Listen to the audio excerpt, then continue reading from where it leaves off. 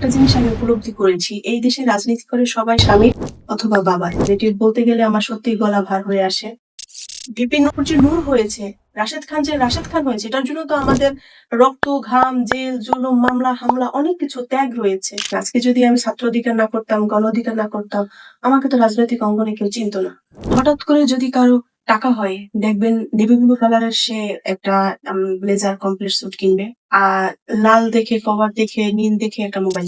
গণ অধিকার পরিষদকে যেমন আমি জন্ম দিয়েছি, জনগণ পার্টিকেও কিন্তু আমি জন্ম দিয়েছি। সারা পৃথিবীতে কোনো মানুষ বিতর্কের ঊর্ধ্বে নয়। পরে মরহুমা বেগম খালেদা জিয়াকে বলেছে এতিমের টাকা মেরে খেয়েছে, মানে এবার আমি খেয়ে নিলাম, পরের বার যখন আপনার পালা আসবে তখন এটার জন্য আমরা আন্দোলন করবো রাজপথে। বিষয়টা কি এমন নয়? আসসালামু আলাইকুম। এসএমএম নিউজ 24 এর বিশেষ আয়োজন সময়ের মুখোমুখিতে আজকে আমাদের সাথে অতিথি হিসেবে আছেন ফাতেমা তাসনিম, সদস্য সচিব বাংলাদেশ জনগণ পার্টি। আপা কেমন আছেন? ধন্যবাদ আপনাকে। আর সেই সাথে আপনাদের দর্শক যারা রয়েছে সকলকে শুভেচ্ছা। আর আলহামদুলিল্লাহ ভালো আছি। আপনি কেমন আছেন? জি, আলহামদুলিল্লাহ ভালো। আচ্ছা আপা, আজকে আমরা যেই সমস্ত বিষয়গুলোতে কথা বলবো সেগুলো হলো আমাদের আপনার দীর্ঘদিনের রাজনৈতিক পথ চলা নিয়ে আমরা কথা বলবো। আমরা মনে হয় শুরুতে আপনাকে দেখতে পাই ২০১৮ সালের কোটা সংস্কার আন্দোলনের মাধ্যমে। আপনি তখন কোটা সংস্কার আন্দোলনে কিভাবে সম্পৃক্ত হন এবং সেই সময়টাতে নুরুল হক নূর সহ অন্যান্য নেতৃবৃন্দদের সাথে কিভাবে আপনার সেই সম্পৃক্ততার জায়গাটা তৈরি হয়? এবং আপনি আপনার নিজের জায়গা থেকে মানে কি ধরনের ভূমিকা পালন করছেন সেই সময়টাতে? সেটা যদি বলতে চাই একটু পিছনের দিকে আমার যেতে হবে। যেমন আমার ছোটবেলা থেকেই স্বপ্ন ছিল দেশ ও মানুষের জন্য কাজ করা। সেই জায়গা থেকে আমার পছন্দের সাবজেক্টে কিন্তু সোশ্যাল ওয়ার্কে আমার অনার্স কমপ্লিট করেছি এবং সোশ্যাল ওয়েলফেয়ারে আমি মাস্টার্স কমপ্লিট করেছি।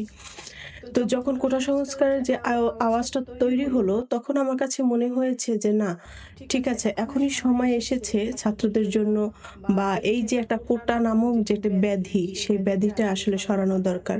তো সেই জায়গা থেকে আমাদের আন্দোলন সংগ্রাম শুরু হয়েছে। আমি তখন ঢাকা বিশ্ববিদ্যালয় সোশ্যাল ওয়েলফেয়ার অ্যান্ড রিসার্চ ইনস্টিটিউটে মাস্টার্স করছি। আমার কুয়েত মৈত্রী হল ছিল। তো তখন বেসিক্যালি আন্দোলনটা শুরু হওয়ার পরে আমার পরিবারের কাছ থেকে কিছু নিষেধাজ্ঞা থাকার কারণে আমরা ফ্রন্টে এসে আমরা আন্দোলন সংগ্রাম ওভাবে করতে পারিনি। তো আমরা পিছনে থেকে যতটুকু পেরেছি করেছি, কিন্তু মিডিয়ার সামনে তখন আমরা হাইলাইট হইনি। আচ্ছা। তো একটা পর্যায়ে গিয়ে আমি আমার আব্বাকে বুঝাতে সক্ষম হয়েছি যে না, আসলে আমরা যদি সামনে এগিয়ে না যাই তাহলে কিন্তু পরিবর্তনটা হবে না। আমি আব্বাকে বলেছি যে আপনার ৪ টা মেয়ে, মনে করেন দেশ ও জাতির জন্য আপনার একটা মেয়েকে উৎসর্গ করলেন। আপনার আরো ৩ টা মেয়ে আছে আপনাকে বাবা ডাকার জন্য। কিন্তু আপনি আমাকে ছাড়েন। আমাকে অনুমতি দিন। আমি রাজপথের লড়াইটা করতে চাচ্ছি। একটা পর্যায়ে আমার আব্বা কনভিন্স হয়। এর পরবর্তীতে আমরা রাষ্ট্রীয় যেকোনো অনাচারের বিরুদ্ধে রাজপথে আমরা নূর ভাইয়ের সাথে একসাথে আন্দোলন সংগ্রাম করেছি। আমরা যতটুকু বিভিন্ন মাধ্যম থেকে জানতে পারলাম এবং আপনার একটা সাক্ষাৎকারও আমরা দেখেছি যে আপনার বাবা একজন রাজনীতিবিদ যিনি একটা দলের সাথে সম্পৃক্ত জি। আছেন। আপনি ওই সাক্ষাৎকারে মানে আপনার বাবার রাজনৈতিক দলটা আপনি বলেন নাই। কিন্তু আপনি এটা নিশ্চিত করেছেন যে ফ্যাসিস্ট হুম। হাসিনাও যিনি হচ্ছে পতিত সরকার যেটা তার সাথে সম্পৃক্ত ছিল না, এই ব্যাপারে আপনি ওই সাক্ষাৎকারে নিশ্চিত করেছেন।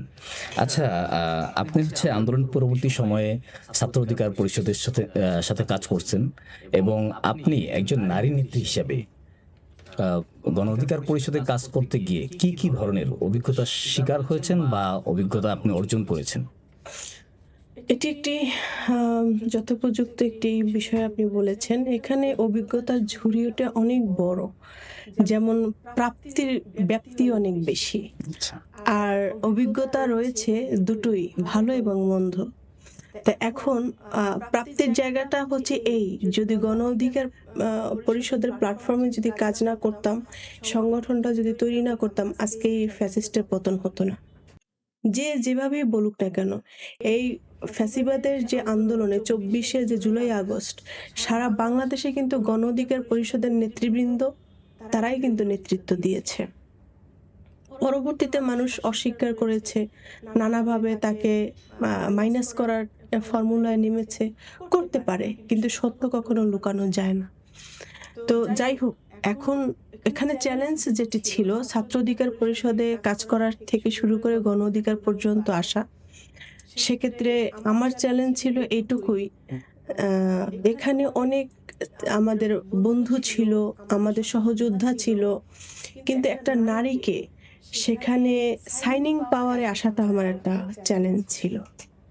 সবসময় সহসভাপতি, যুগ্ম সাধারণ সম্পাদক, সহ সাংগঠনিক কিংবা যে কোনো সম্পাদকের সহ সম্পাদক হিসেবেই যে কোনো নারীকে পদায়িত হতে দেখেছি। আচ্ছা, আপনি তো কিন্তু সাইনিং পাওয়ারে যে একটা নারীর আম, যে একটা পাওয়ার থাকে, যে সিদ্ধান্ত নেওয়ার যে পাওয়ারটা, সেটা এখানে কিছুটা বাস্তব। সংকুচিত ছিল। সংকুচিত ছিল। আর প্রাপ্তির বিষয়টা তার বলার অপেক্ষা রাখে না। আজকে যদি আমি ছাত্র অধিকার না করতাম, গণ অধিকার না করতাম, আমাকে তো রাজনৈতিক অঙ্গনে কেউ চিনতো না, আমি তো দেশের জন্য কিছু করতে পারতাম না।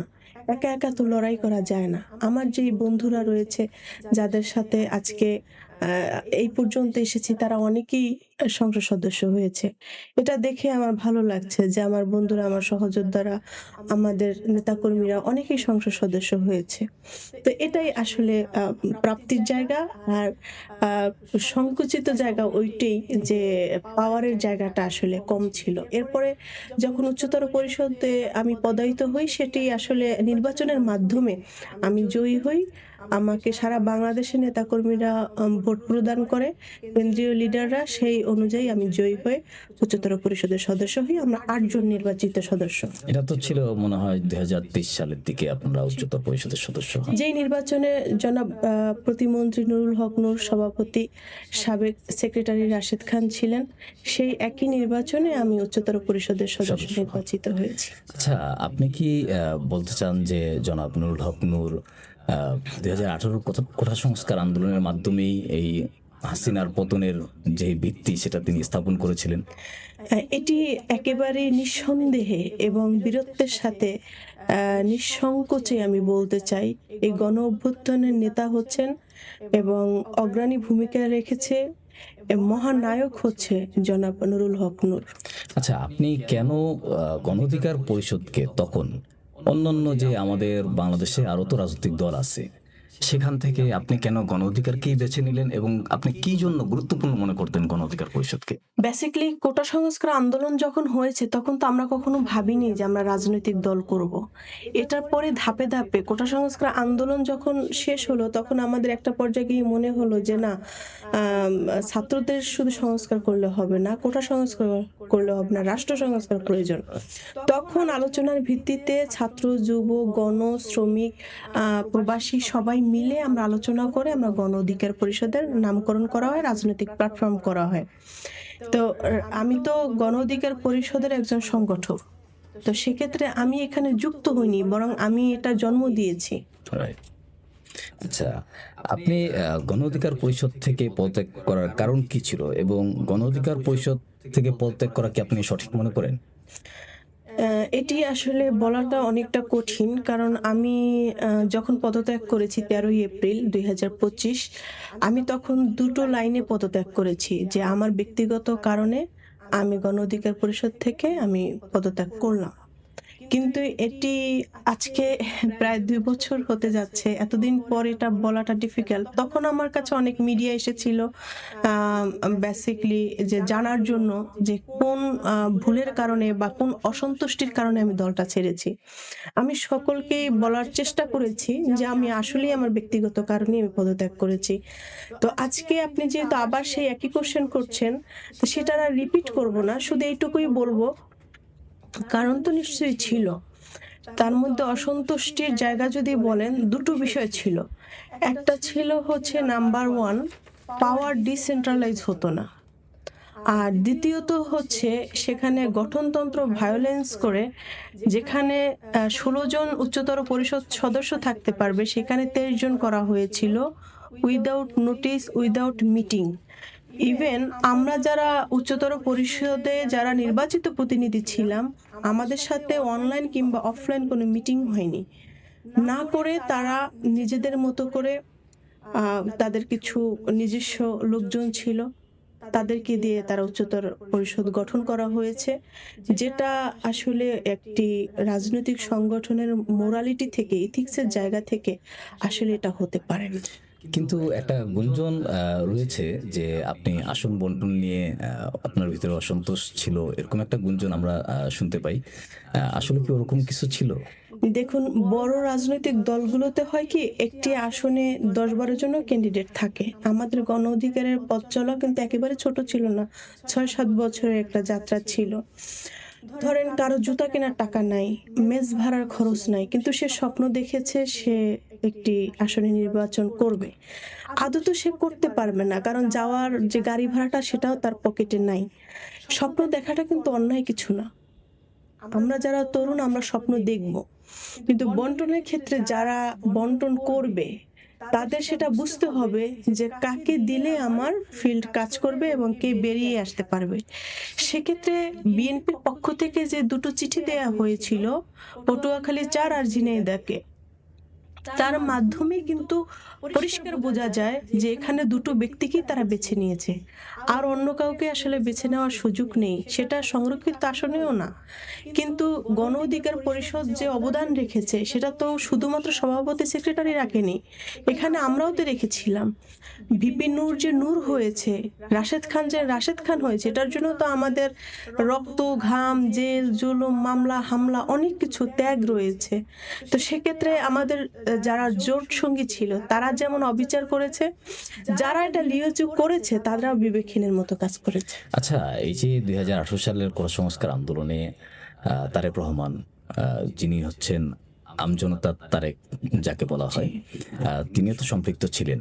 জি। এবং আপনারা কেন হচ্ছে মানে যখন তারেক বের হয়ে গেল আপনারা কিন্তু তখন বের হন নাই, পরবর্তীতে আপনারা বের হয়েছেন এবং আপনি তারেকের দলে না গিয়ে, জনাব তারেক রহমান ওনার দলে না গিয়ে আপনি কেন বাংলাদেশ আম জনগণ পার্টিতে গেলেন?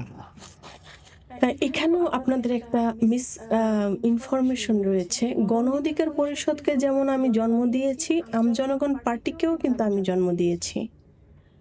ধরেন আমরা সংগঠক, আমরা তৈরি করতে পারি। সেটি হচ্ছে যে এটা যদি এমন হতো যে জনগণ পার্টি অলরেডি আত্মপ্রকাশ করেছে, তারপর আমি যুক্ত হয়েছি, তাহলে গণ অধিকার থেকে বেরিয়ে এসে আমি জনগণে যুক্ত হয়েছি। কিন্তু আমি 13 এপ্রিল পদত্যাগ করেছি, আর 17 এপ্রিল আত্মপ্রকাশ করেছি। তার মানে আমি প্রতিষ্ঠাকালীন আমি মহাসচিব। আচ্ছা, আহ, আপনি একজন রাজনৈতিক কর্মী হিসেবে কি মনে করেন আপনার এই রাজনৈতিক দল পরিবর্তন এটা আদর্শের পরিবর্তন নাকি প্ল্যাটফর্মের পরিবর্তন ছিল? আপনি যদি একটু পিছনে ইতিহাসের দিকে তাকান তাহলে দেখবেন মাওলানা ভাসানী দল পরিবর্তন করেছে। তারপরে হচ্ছে শেখ মুজিবুর রহমান, তিনিও দল পরিবর্তন করেছেন। তারপরে জিয়র রহমান, ভিপি নুরুল হক নূর, প্রত্যেকটা মানুষই কিন্তু কম আর বেশি দল পরিবর্তন করেছে। তা আমি দল পরিবর্তন করিনি, আমি দুটো রাজনৈতিক দলের জন্ম দিয়েছি, আমি দুটো রাজনৈতিক দলের আত্মপ্রকাশ করেছি। তাহলে আমার সক্ষমতাটাও একটু বুঝতে হবে যে আমি চাইলেই একটা রাজনৈতিক দলের জন্ম দিতে পারি। না, এটা এখানে আমাদের যেটা জানার ছিল এটা আপনার আদর্শের পরিবর্তন নাকি আপনি প্ল্যাটফর্ম পরিবর্তন করেছেন? আমি যেটা আপনাকে কিছুক্ষণ আগেই বলেছিলাম যে পাওয়ার ডিসেন্ট্রালাইজ হয়নি বলেই আমি কিন্তু কিছুটা অসন্তোষের জায়গা থেকে আমার সিদ্ধান্তটা নেয়া। তো সেটা আমি এতদিন না বললেও আজকে আপনাদের অনুষ্ঠানে এসে বললাম। তো সে জায়গা থেকে আমি আমার মতো করে সারা বাংলাদেশে দুটো বৃহত্তম রাজনৈতিক দলের বাইরে একটি রাজনৈতিক দলকে প্রতিষ্ঠিত করতে চাচ্ছি। সেই আশা এবং আকাঙ্ক্ষা নিয়েই আমি কাজ করার জন্য আমার এই সিদ্ধান্ত নেয়া।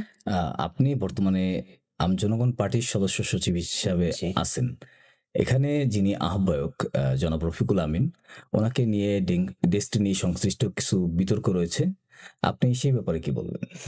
দেখুন, বাংলাদেশে না সারা পৃথিবীতে কোনো মানুষ বিতর্কের ঊর্ধ্বে নয়। উনি যখন এই বিতর্কটার জন্ম দিয়েছেন তখন ফ্যাসিস্ট সরকার ছিলেন। তখন হাওয়া ভবন থেকে শুরু করে ডক্টর ইউনূসের এই যে সুদের একটা ব্যবসার বিষয় রয়েছে। তারপরে মরহুমা বেগম খালেদা জিয়াকে বলেছে এতিমের টাকা মেরে খেয়েছে। তো তো এইরকম কিন্তু এক্সাম্পল অহরহ রয়েছে। ৫ তারিখের পরে হাওয়া ভবনের মামলা নেই। ডক্টর ইউনূসের সেই সুদের ব্যবসাটিও নেই। ডক্টর জাফরুল্লাহ স্যার মাছ চুরির মামলায় সাভারের সেই মামলাটা নিয়ে ভদ্রলোক কবরবাসী হলেন। তো উনিও মুক্তি পেলেন। আমাদের মরহুমা বেগম খালেদা জিয়া তিনিও কিন্তু এই অভিশাপ থেকে মুক্তি পেলেন। কিন্তু ডক্টর রফিকুল আমিন পেলেন না।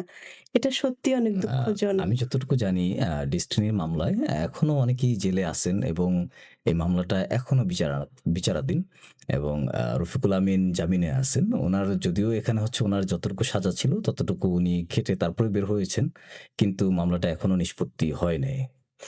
আমি যতটুকু জানি যে মানি লন্ডারিং এর মামলায় ৬ বছর প্লাস জেল হয়। উনি ১২ বছর ৩ মাস খেটেছেন। তার মানে ডবল খেটেছেন। উনার প্রতি সত্যিই অবিচার হয়েছে। আর ডেস্টিনি নামক যে একটি প্রতিষ্ঠান রয়েছে সেখানে জনগণের বিনিয়োগ রয়েছে এবং সেটি দেওয়ার জন্য যে সরকার আন্তরিক সেটার প্রমাণ এই বর্তমান সরকারকে দেওয়া উচিত। কারণ এটি জনগণের সম্পদ। রফিকুল আমিন এমডি ছিলেন।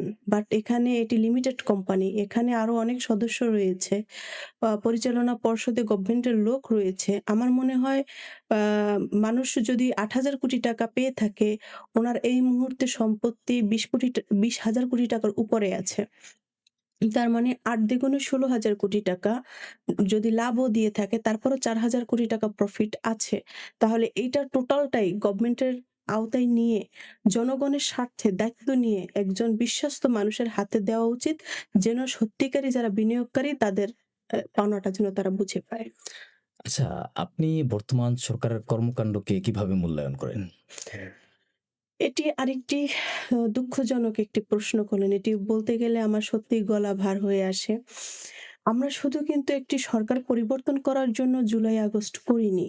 আমরা সত্যিকারই চেয়েছিলাম জুলাই সনদ বাস্তবায়নের মাধ্যমে একটি পূর্ণাঙ্গ নতুন রূপে একটি নতুন বাংলাদেশ। সেটি আমাদের আশা আকাঙ্ক্ষা পূর্ণ হয়নি।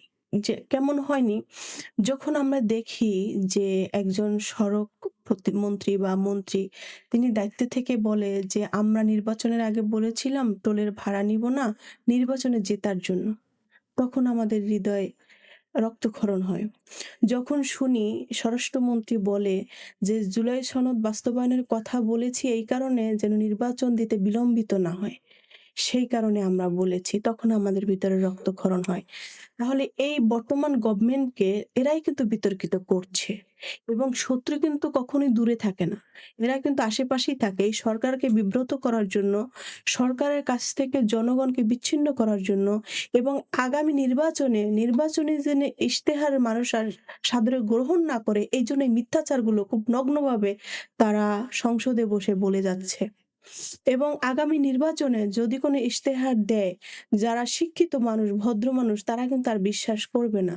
কারণ তারা নির্বাচনের আগে ৩১ দফার মধ্যে বলেছিল যে ৭০ অনুচ্ছেদ পরিবর্তন করেই কিন্তু তারা রাষ্ট্রপতি নির্বাচন করবে। অর্থাৎ দলীয় সংসদ সদস্যরা তারা স্বাধীনভাবে ভোট প্রয়োগ করতে পারবে।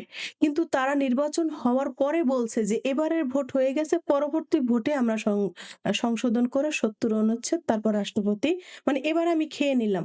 পরের বার যখন আপনার পালা আসবে তখন এটার জন্য আমরা আন্দোলন করব রাজপথে। বিষয়টা কি এমন নয়? অতএব আমি মোটেও সন্তুষ্ট না। আচ্ছা, আপনার বিএনপি যে সংস্কারের কথা বলেছে, বিএনপি সেখানে বেশ কিছু বিষয়ে নোট অফ ডিসেন্ট দিয়েছে। বিএনপি যতটুকু আমরা জানি বিভিন্ন সংবাদ মাধ্যম থেকে বিএনপি তখন বলেছে যে আমাদের যে বিষয়ে নোট অফ ডিসেন্ট আছে সেগুলো বাস্তবায়ন আমাদের করার দায়িত্ব না বা এরকম কথা তারা বলেছে। আমার কাছে মনে হয় ধরেন এই যে জুলাই আগস্টে যে হত্যা হয়েছে সেটার জন্য ভিডিও ফুটেজ আছে, সাক্ষী আছে। আমরা এখনো মরিনি। তো এখন পর্যন্ত একটা হত্যাকাণ্ডের দৃশ্যমান কোনো বিচার আমরা দেখিনি। সেটা আবু সাইদ বলেন, ধর্ষিতা ছোট একটা শিশু রামিসা। রামিসা, তার বেলায় কিন্তু হয়নি। তো এখন সবকিছু যদি এভাবে চলতে থাকে তাহলে আপনি বুঝেন মানুষের আস্থাটা কোথায় থাকবে? আমরা কিভাবে বিশ্বাস করব যে শুধু ওনারা যে বিষয়ে এগ্রি করেনি সেই বিষয়টাই নিয়ে ওনারা আছেন। কিন্তু আমার কাছে মনে হয় যে এই জুলাই সনদ বাস্তবায়ন করবে এমনটি বর্তমান পিএম দক্ষিণ প্লাজায় বসে কিন্তু ঘোষণা দিয়েছেন যে আমরা জুলাই সনদে সিগনেচার করেছি মানে জুলাই সনদের প্রত্যেকটা অক্ষরে অক্ষরে আমরা পালন করব। সেই ভিডিও ফুটেজটা এখনো আর্কাইভে রয়ে গেছে। আপনি চাইলে নিজে এখনই পডকাস্টে বসে আপনি সার্চ দিয়ে দেখতে পারবেন। তাহলে আমার দেশের পিএম যাকে ১৭ বছর যুদ্ধ করে আমরা এই দেশে এনেছি, তার দলের নেতাকর্মী তো আনতে পারেনি।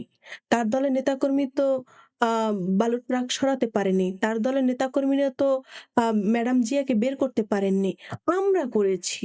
তাহলে আমাদের জুলাই সনদটা কেন বাস্তবায়ন করবে না? এই যে আওয়ামী লীগকে হটানো হলো সবথেকে সুবিধাভোগী কে? সবথেকে আব আ সুফল কে ভোগ করছে? বিএনপি করছে।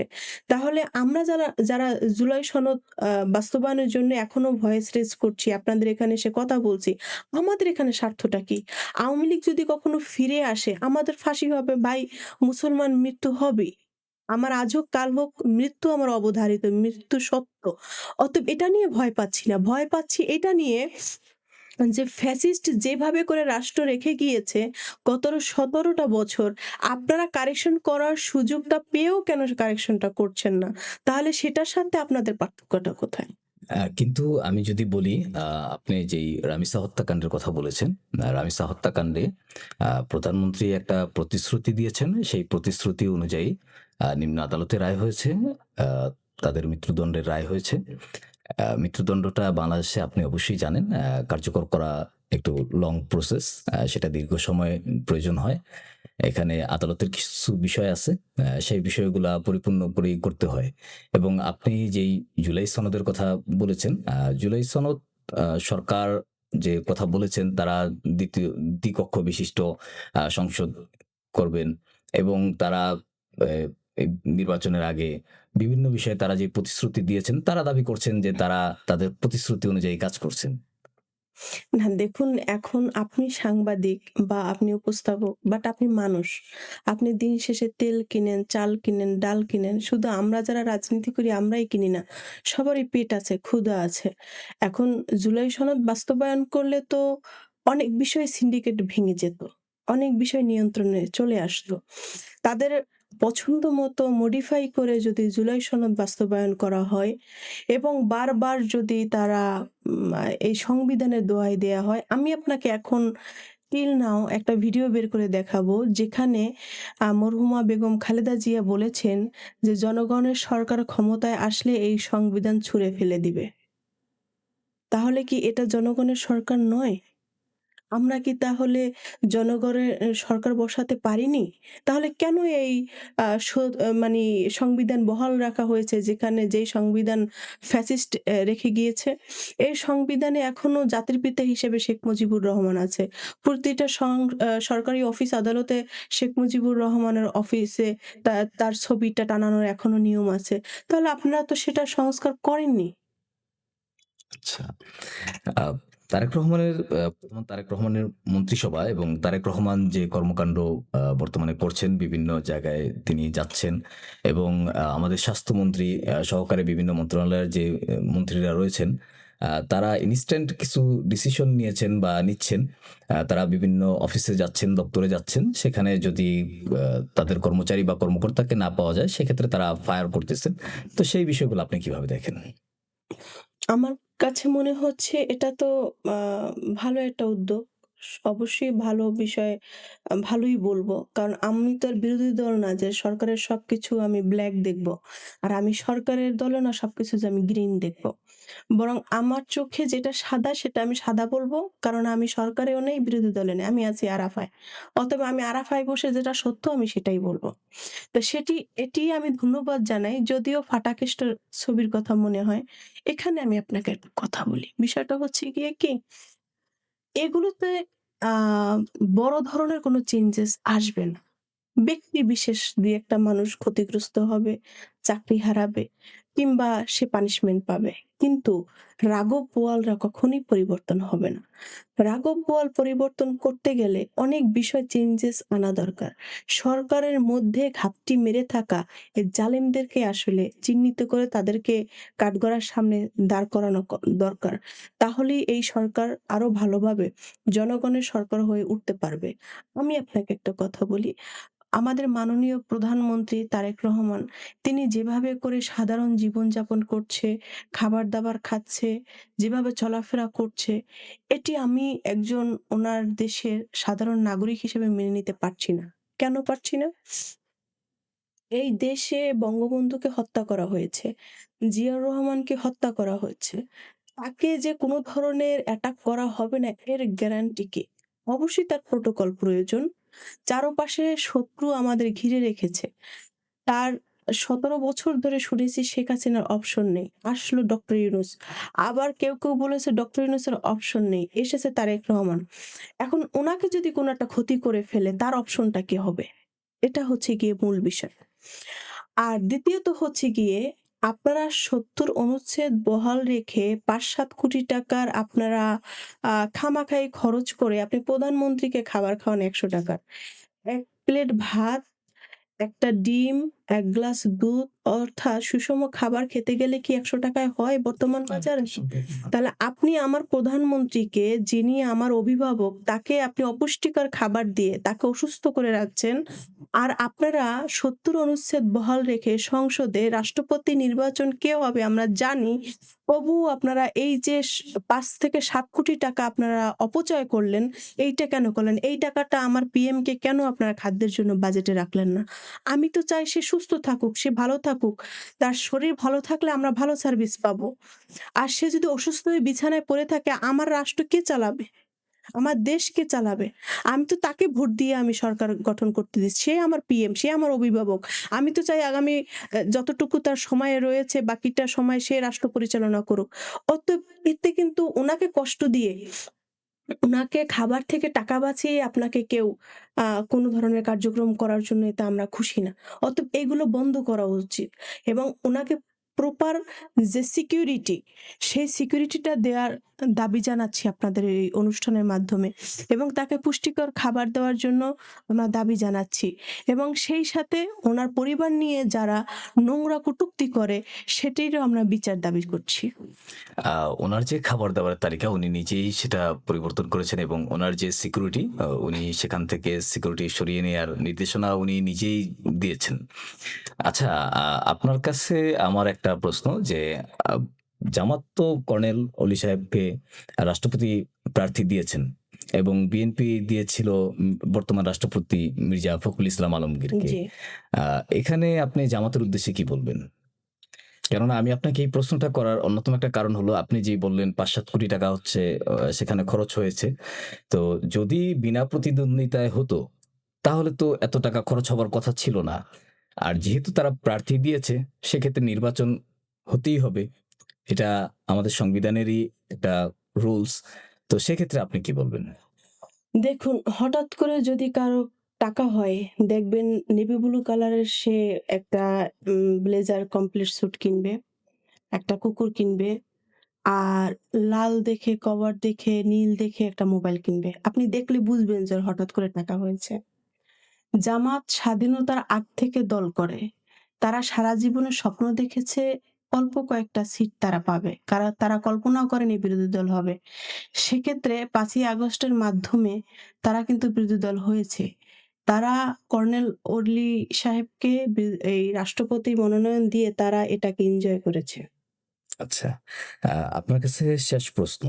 কোটা সংস্কার আন্দোলনের রাজপথ থেকে জনগণ পার্টি আপনার এই রাজনৈতিক দীর্ঘ পথ চলার দিকে তাকালে আপনার কি মনে হয় আপনি কোথাও রাজনীতির বা আপনার আদর্শের সঙ্গে আপনি আপোস করেছেন? আ না, আমার কাছে কখনো এটা মনে হয় না। তবে একটা জিনিস আমি উপলব্ধি করেছি, এই দেশে রাজনীতি করে সবাই স্বামীর অথবা বাবার। বিশেষ করে যারা নারী নেত্রী রয়েছে। রাজপথ থেকে উঠে আসা নারীরা ক্ষমতার অংশ হয়েছে বা আ উইমেন এম্পাওয়ারমেন্ট এ তারা অবদান রেখেছে। এটার এক্সাম্পল খুবই মানে কম। বরং আমার কাছে একটা জিনিসই মনে হয়েছে, নারীর ক্ষমতায়নে নারীই বাধা। যে কোনো সভা, সেমিনারে কিংবা পড়াশোনার জীবনে ইন্টারভিউ বোর্ডে যতবার আমার ম্যাডাম পড়েছে ততবারই আমাকে শক্ত কোয়েশ্চেন করেছে। এটা আমার এক্সপেরিয়েন্স এর জায়গা থেকে। তো হয়তোবা অবচেতন মনে কোনো একটা নারী মনে করে আমি যে জায়গা পর্যন্ত এসেছি এখানে যেন আরেকটা নারী আসতে না পারে। সে যেন এক্সাম্পল সৃষ্টি করতে না পারে যে ইয়েস আমিও এখানে আসতে পেরেছি। তার মানে সে ইতিহাসের পাতায় একাই থাকতে চায়। তো স্বামীর রাজনীতি ছাড়া, বাবার রাজনীতি ছাড়া রাজপথ থেকে ক্ষণ ক্ষমতার মসনদে আসাটা খুবই একটি কাঁটাযুক্ত একটা রাস্তা। সৎ এবং মোরালিটি নিয়ে চলাটা খুবই কষ্টকর। এবং আমার কাছে মনে হয় এটা থেকে চললে যদিও পথটা মসৃণ নয়, তবে দিন শেষে আপনি শান্তির একটা ঘুম দিতে পারবেন। আ আত্মতৃপ্তি থাকবে রাজনীতিতে যে আমার হাতে কোনো রক্তের দাগ নেই। ধন্যবাদ আপনাকে আমাদেরকে সময় দেওয়ার জন্য। আ ভালো থাকবেন। জি, আপনাকেও ধন্যবাদ জানাচ্ছি। অনুষ্ঠানটি এখন যারা দেখছেন বা পরবর্তী যারা দেখবেন সকলের জন্য অনেক, অনেক শুভকামনা।